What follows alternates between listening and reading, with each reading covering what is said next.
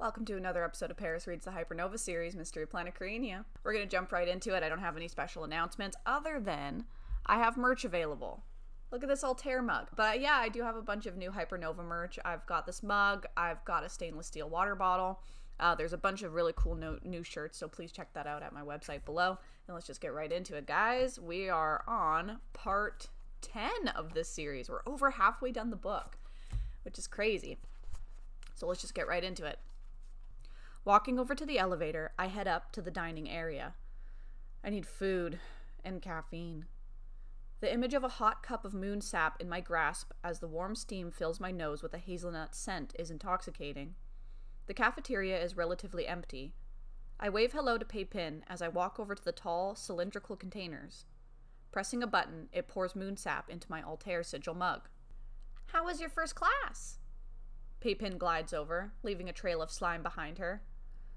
"Well, let's just say I'm not dead yet." Pei Pin's head swishes back and forth in approval. A bubble forms in her belly, moving up to her left eye. "Oh, I'm so happy you managed to pass. When you see Ron next, tell him he forgot to clean his plate this morning. Okay?" She sounds happy despite the veiled threat. "Will do, Pei Pin." Sitting down in the corner, I enjoy my moon sap, watching Altair members go about their day.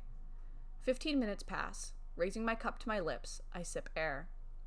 Guess it's time to go back to work. Looking down at my schedule, I frown. Next is combat basics. Great. More physical stuff.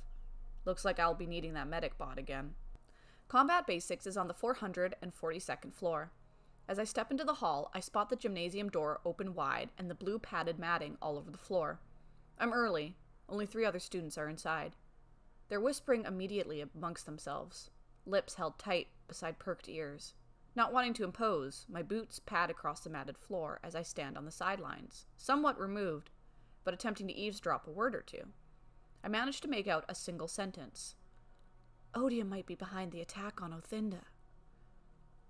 My brows furrow. I recognize Othinda as one of the 4 major outposts. Is this Odium guy somebody I'll have to worry about? Sooner rather than later? Nguyen rounds the corner and her huge ice blue eyes spot me. Before I can greet her, she lunges onto my shoulder, using her claws to balance. Thankfully, the padding on my uniform saves my skin. "Brrr! Finn, so glad to see you." She makes a sound in her throat that is sort of like a purr, but growlier. I gather that this indicates pleasure. "Nguyen, hey." I match her positive attitude. "I missed you at weapons training. Aver Socrates would have been shaking in his spider boots with you around." I smile. Just then, Kiwok storms in, and, ignoring the others, heads straight in our direction. Immediately, Nguyen's ears flatten against her head. Stopping beside us, Kiwok sneers contemptuously. "She don't gotta take weapons training. It 'cause tiny Perinin can't wear DPE or use gun. She lame." Nguyen flashes her fangs. "Watch it, you big oaf, or I'll walk all over you," she snarls. It's pretty obvious that Kiwok is planning to harass us constantly, and I feel anger boiling up inside me. The only way to deal with a bully is to stand up to them. I square my shoulders, and looking him straight in the face, I say in the most menacing voice I can manage, "Leave her alone, Kiwok." Kiwok just smiles down at me. "Combat basics fun. Get to have training with other students. Fight really, really fun. Beat little man into ground." He punches his fists together, then lumbers away, joining the other students as they begin stretches. Last but not least, Naki arrives, charging towards us. Nguyen jumps off my shoulder, landing in her arms. "You're almost late, Naki." "In your dreams," Naki teases, lifting Nguyen to her shoulder where she perches like a parrot. Right on time, our combat basics teacher enters the scene. Surprises keep coming one after another. Our teacher is a scary-looking, 6-foot-tall humanoid figure with a spiked carapace covering a gaping maw, exposing a double row of spiked teeth. His head is shaped like an eel, covered in white spiky plates.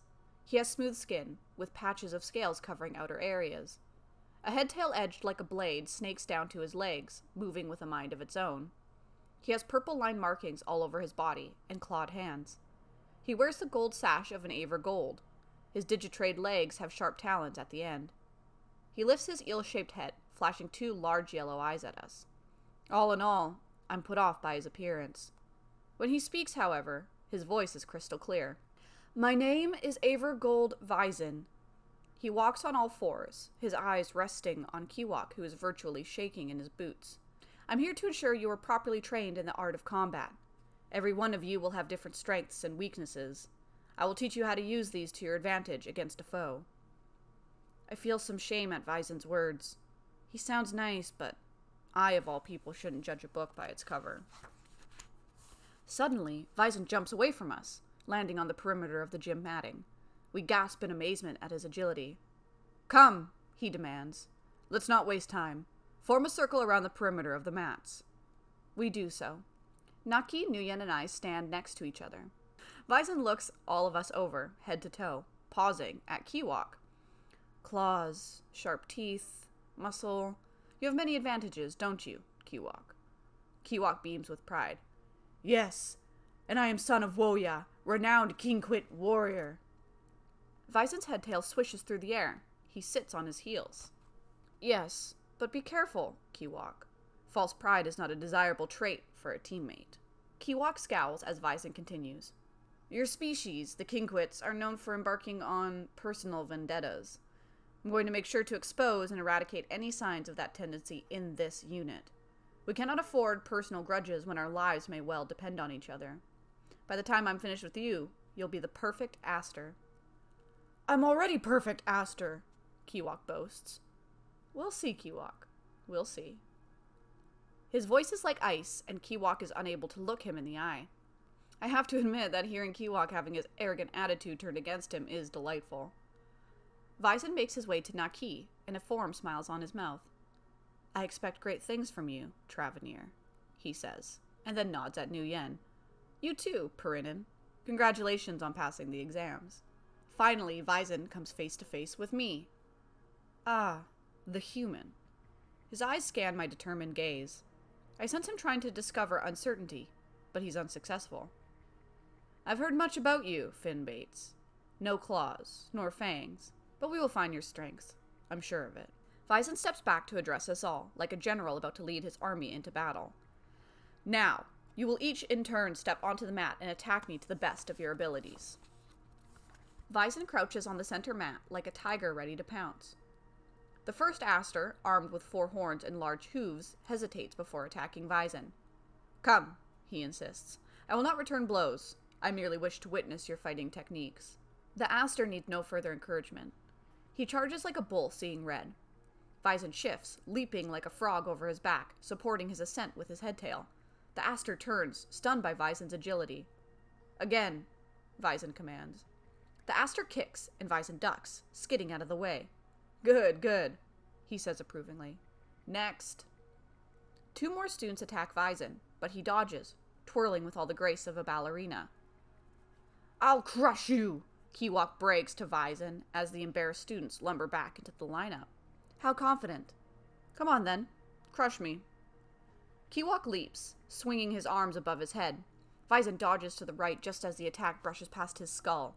Kiwok's fists thwomp into the soft padding below. Vysen grabs Kiwok by the shoulders. Vaulting, he lands behind Kiwok, who is swinging his arms wildly like hammers. If he managed to land a blow, he would cause serious injury. But Vysen is so agile that no blow lands, maddening Kiwok even more. It is as if he is chasing a shadow. Deciding to end the fiasco, Vysen leaps to the sidelines. I think I have seen enough, Kingquit. Kiwok pauses, throwing his fists in the air. Why can't I hit you? He yells. Vysen lets a small hiss escape from his mouth. Not all battles need to be won, Kiwok. Please, stand back in line. 3 other fights pass. Naki is soon up. Her bright emerald eyes remain keen as she stands with one hand on her hip, the other clenched at her side. Her front foot is at a 20-degree angle. Nguyen jumps into my arms, and I struggle not to drop her. Naki is going to be great, Nguyen gurs. Just watch. Vysen is on all fours in the center of the padded area. Naki circles him for a few moments, weighing up her options. Suddenly, she aims a sideways palm strike at his face. Vysen ducks. She raises her other palm, going for an uppercut. Vysen's eyes narrow. He dodges, his legs tense, his hands reaching for her shoulders. Naki's body twists, and she grabs Visen's wrist in a vice-like grip, pulling him around her right side with surprising strength. Visen's back feet slip on the mat. Naki lifts her right leg, firing a shot into his gut. It's a light blow, but the attack resonates with the crowd, causing a series of gasps and cheers. Visen's eyes widen, seemingly appalled that one of his students was able to land a hit. Well done, Naki Bell. His headtail snaps around her ankle, throwing her to the ground. But not good enough. Ah! She lands on her back with a heavy thwump. Visen glides towards her. Very impressive, Miss Bell. You are agile and properly trained in the art of Travanir combat. He offers her his hand. She takes it, a massive smile on her face. When she returns to the lineup, we cheer. That was amazing, Naki. She shrugs. It was no big deal. Nguyen's fur bristles with anticipation. Ooh, me! She runs up to the mat, crouching on all fours. Let's go, Aver, sir. Kiwok and the other aliens laugh. Visen directs an icy stare in their direction, and the room falls silent. Begin. To our surprise, Nguyen ducks between Visen's legs, using her height to her advantage. She bolts to and fro, dodging his swiping hands.